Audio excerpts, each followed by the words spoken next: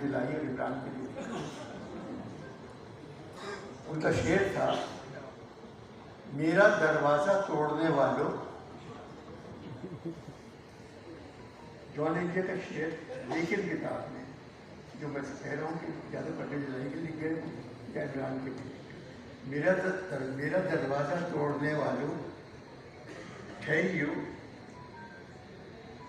मेरा दरवाजा तोड़ने वालों ठहरियो, मैं कहीं छुप रहा।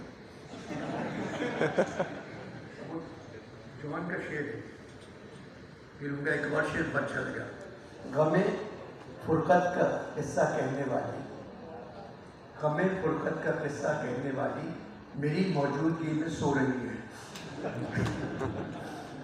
ये जॉन की मैंने अजीब अजीब शेर निकाले और जॉन नहीं है, मैं और जॉन और जमाल सानी उरंगी से जमाल